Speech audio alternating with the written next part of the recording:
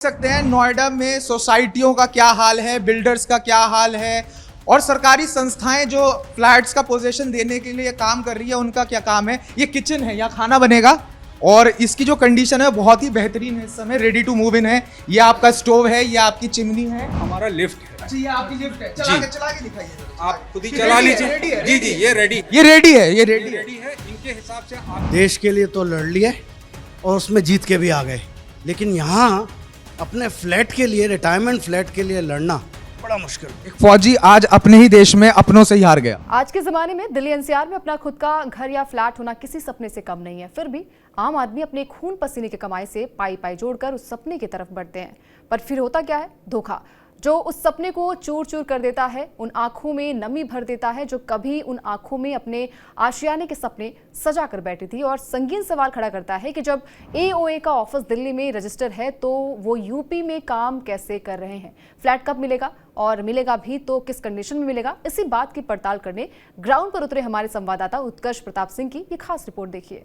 नमस्कार, मैं उत्कर्ष प्रताप सिंह और आप देख रहे हैं TV9 भारतवर्ष। मैं इस समय नोएडा की एक पॉश सोसाइटी में हूं जो सिर्फ कहने के लिए पॉश बची है।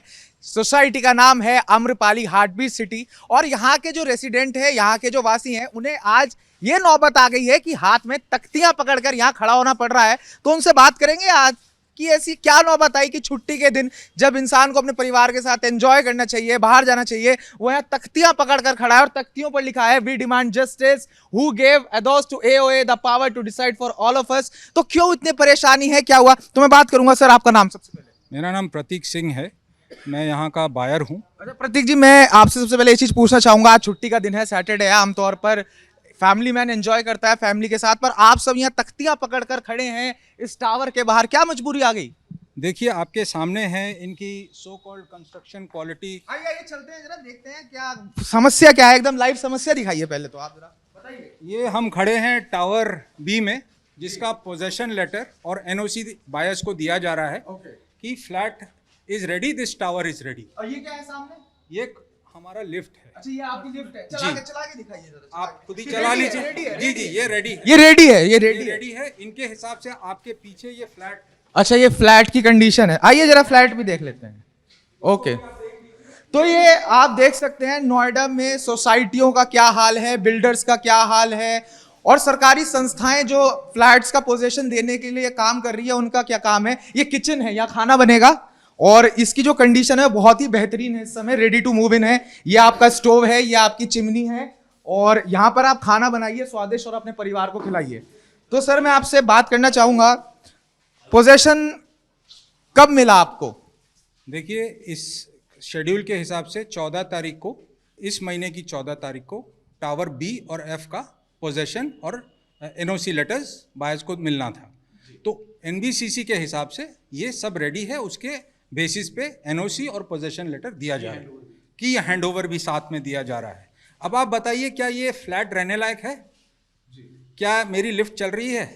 आपको देख के लगता है कि मैं अपने परिवार के साथ यहाँ शिफ्ट हो सकता हूँ, रह सकता हूँ? नहीं रह सकता। और ऐसा कंडीशन सारे टावर्स का है जिसको क्लेम किया जा रहा है कि बस 15 दिन में, बस महीने भर में रेडी कर दिया जाए। अच्छा सर, ये सोसाइटी आम्रपाली की है, तो जहां तक हमें पता है बिल्डर तो बैंकरप्ट हो चुका है, तो जिम्मेदारी किसको दी गई है? वो कौन सी संस्था है जो अब जिम्मेदारी उठा रही है और फ्लैट हैंडओवर्स कर रही है? ऑनरेबल सुप्रीम कोर्ट के द्वारा नियोजित सीआर कोर्ट रिसीवर ने एनबीसीसी को काम दिया। एनबीसीसी ने फर्दर जाकर टेंडर्स निकाले और वेरियस वेंडर्स को एंगेज किया। तो यहाँ पर एशियन करके एक कंस्ट्रक्शन कंपनी है जिसने फेज ए, जहाँ हम खड़े हैं, उसका कॉन्ट्रैक्ट लिया। तो आप देख सकते हैं काम, आपने अभी तक जितना घूमा है, आपको कोई लेबर दिखा काम करते हुए यहाँ पे? जी बिल्कुल, यहाँ पे ना तो कोई लेबर है फिलहाल और जो यहाँ की स्थिति है वो भी बहुत दयनीय है। लिफ्ट तो कहीं है ही नहीं। तो अगर 15-20 फ्लोर का ये टावर है तो क्या बिल्डर एक्सपेक्ट कर रहा है कि आदमी पैदल जाए और हवा में उड़ता हुआ नीचे आए? वो क्या एक्सपेक्ट कर रहे हैं वो तो वही उसका जवाब दे सकते हैं। हम त्रसित हैं, हमने सारा पैसा दे दिया है, हमने सब डॉक्यूमेंट साइन करके 1.25 साल, ये जितने लोग खड़े हैं, कुछ लोग तो 12-13 साल से ये मैं बात करूंगा सर से। तो सर कितने साल पहले फ्लैट खरीदा था, पैसा दिया गया था और कब से उम्मीद में है कि आप एक दिन आपको आपके सपनों का आशियाना मिलेगा, अपने परिवार के साथ रहेंगे, और आज बोर्ड लेके आपको क्यों खड़ा होना पड़ रहा है शनिवार में छुट्टी के दिन? तो सर एक तो सबसे पहले I am already senior citizen person जी सर 73 ईयर्स ओल्ड नाउ। और 2011 में मैंने बुक कराया था और मुझे पता नहीं कि मैं अपनी लाइफ में इसको देख भी पाऊंगा कि नहीं देख पाऊंगा। अभी जो हालत चल रही है हम यही सुनते आ रहे हैं कि अभी हो रहा है, अभी हो रहा है, अभी हो रहा है। लिफ्ट की आप हालत देख लीजिए, पर्दा आगे लगा हुआ है और देखेंगे तो सब गड्ढे हैं नीचे, कुछ है ही नहीं नीचे, वर्किंग में कुछ नहीं है। डेली आजकल में चल रहा है, कुछ कमिटमेंट होती हैं तो वो पूरी नहीं होती। आज 14 साल हो गए हैं अपने सपनों के आशियाने का इंतजार करते करते, और आगे इंतजार और कितना लंबा चल जाए अभी उसका भी कुछ नहीं पता। एज ऑन डेट तो कहना मुश्किल है, बाकी हम लोग सब लगे हुए हैं इसी उम्मीद पे।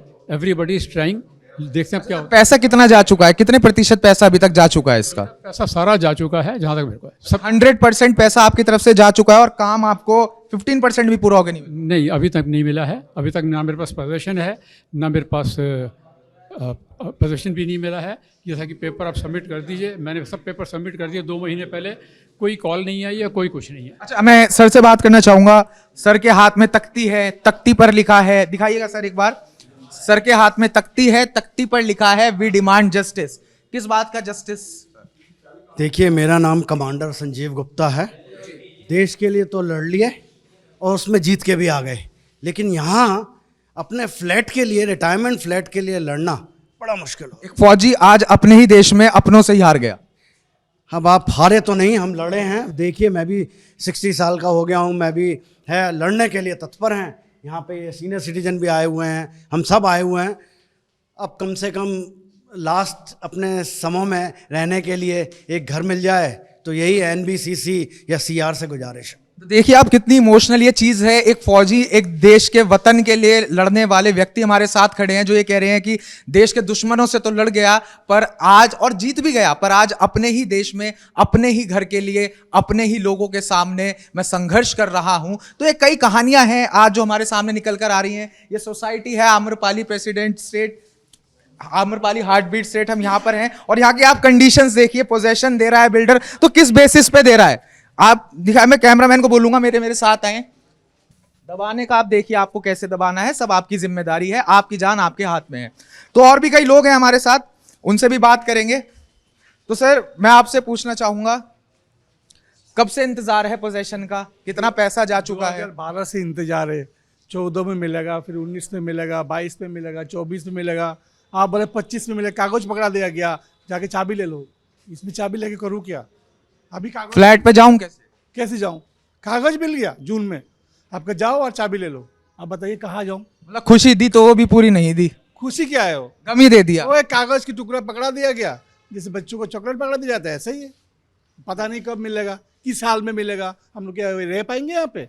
2012 से हम EMI भी भरे, हम हाउस रेंट भी दें। एक मिडिल क्लास उससे ज्यादा क्या कर सकता है? एक तरफ तो वो घर जिसमें रह रहे हैं उसका रेंट जा रहा है, हाँ। एक तरफ EMI जा रही है, बैंक तो का इस डंडा फ्लैट है। की डबल खर्चा हो गया, हाथ में कुछ आया नहीं। कुछ तो नहीं। उम्मीद किससे है? इंसाफ कौन करेगा आप लोगों के लिए? इंसाफ तो CR को करना चाहिए, क्योंकि को सुप्रीम कोर्ट की निगरानी में CR काम दाम कर रहे हैं और CR ने NBCC को दिया है। और NBCC को जो काम की क्वालिटी है वो तो बोलिए मत, किसको कॉन्ट्रैक्टर को दे दिया। आप NBCC बोलते हमारे पास पैसा नहीं है, तो उनके पास पैसा नहीं है, पैसा गया कहाँ? हमने तो पूरा पैसा दिए। ये आप देख सकते हैं लोगों के चेहरे पे यहाँ कितनी शिकन है, कितना दर्द है।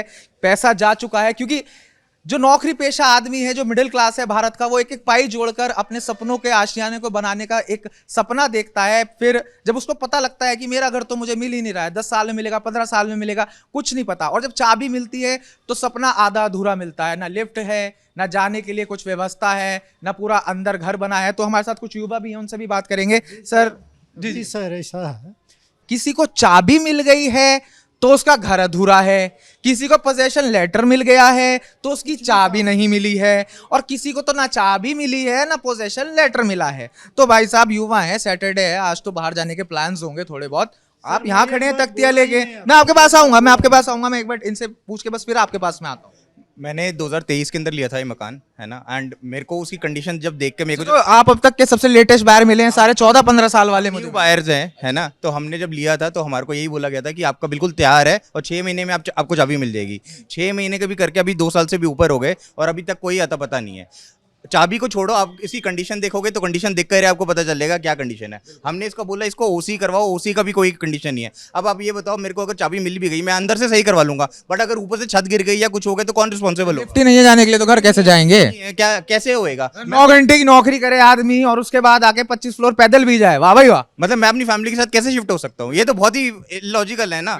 और इसमें कोई सुनवाई नहीं है, ना एनबीसीसी कुछ कर रहा है ना सीआर कर रहा। जब हमारे को मिला था तो हमारे को ये बोला गया था ये सीआर मॉनिटर प्रोजेक्ट है, और हर किसी को पता है सुप्रीम कोर्ट से ऊपर कोई नहीं है। आपको पता है इंडिविजुअल बायर, इंडिविजुअल बिल्डर जो है वो धोखाधड़ी कर सकता है, सुप्रीम कोर्ट कोई नहीं धोखाधड़ी कर सकता। तो हमने सुप्रीम कोर्ट के बेसिस पे लिया था मकान। अब सुप्रीम कोर्ट से भी ऐसी चीजें हो रही है, अब सुप्रीम कोर्ट एनबीसीसी को नहीं मॉनिटर कर पा रहा है, नहीं कर पा रहा, वो समथिंग सुप्रीम कोर्ट देख के। बट हमारे को सुप्रीम कोर्ट के बेसिस पे करके भी अगर मकान नहीं मिलेगा तो फिर हम कुछ भी नहीं कर सकते। तो सर्वोच्च न्यायालय से यहाँ लोगों की आस है कि अगर सुप्रीम कोर्ट इंसाफ दे सकता है तो इंसाफ मिल सकता है। एक भाई साहब और हैं, तख्ती पकड़कर खड़े हैं, उनसे भी पूछ लेते हैं। NBCC where is the occupancy certificate, no OC no peace, exclamation mark. क्या मतलब है? ओसी सेफ्टी के लिए ज़रूरी है, उसके बिना हमें पता कैसे चलेगा कि जो सोसाइटी बनी है is it safe to live.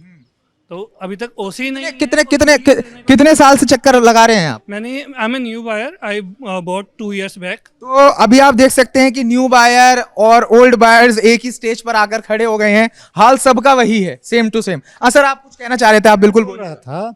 जब इसका एनबीसीसी और सीआर का जो ऑडिटर्स है उसके अनुसार ये कैश रिच प्रोजेक्ट था, तो अभी तो कंप्लीट भी नहीं कर पा रहा है। इसके पास इतना पैसा था, मतलब एस्टिमेटेड पैसा इतना ज़्यादा पैसा था कि बायर्स को डिले पेमेंट देता, उसके बाद भी इसके पास पैसा बचता। वो पैसा तो सारा 19-20 कर दिया गया। अब तो अब आपको किससे आस है? आप ये बताएं कि इंसाफ हमें वो देगा। जो था वो तो गया, उसको पैसा वो कहाँ गया उसका हिसाब तो बाद में। नहीं सर, आम्रपाली के जाने के बाद कैश रिच प्रोजेक्ट था, ये कैश सरप्लस प्रोजेक्ट था।